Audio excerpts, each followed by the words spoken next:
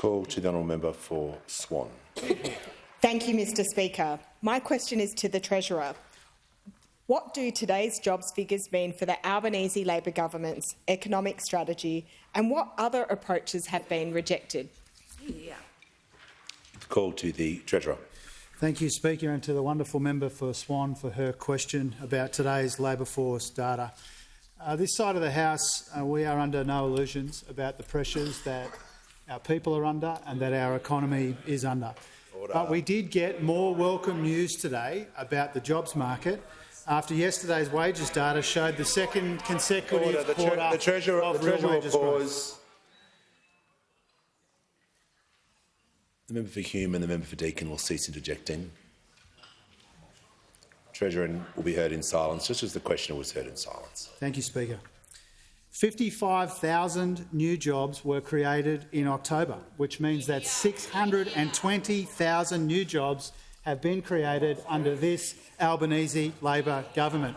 More jobs have been created under this government than any other first-term government in history, and we're only halfway through our term. The unemployment rate is 3.7%, and the participation rate is at a record high of 67%, Mr Speaker. Now, since these monthly records were first kept in 1978, the unemployment rate has only had a 3 in front of it 20 times. 17 of those 20 times have been under the Albanese Labor government, Mr Speaker. So 620,000 new jobs, record participation, fastest quarterly wages growth in the 26-year history of the wages data. Our record-setting labour market is even more remarkable in a world of global uncertainty and volatility and conflict. And we welcome these outcomes today, and we welcome this strength in our labour market because a secure job with decent pay is central to our efforts to help people with the costs of living. Australians are doing it tough, but our economic plan is helping to take some of the sting out of these cost of living pressures and take the edge off inflation. Strong jobs growth, 2 quarters of real wages growth, $23 billion of cost of living assistance rolling out, the first surplus in 15 years, key investments in housing and skills and energy, Mr Speaker. The Bureau of Statistics says that our efforts have taken half a point off inflation in the most recent data.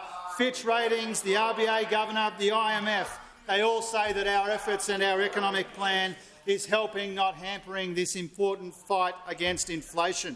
Now, those opposite, Mr Speaker, they want higher inflation, they want lower wages and they want more debt. We know this because they voted against cost of living help. We know this because they don't support our efforts to get wages moving again in our economy. They left us deficits and debt as far as the eye could see, Mr Speaker.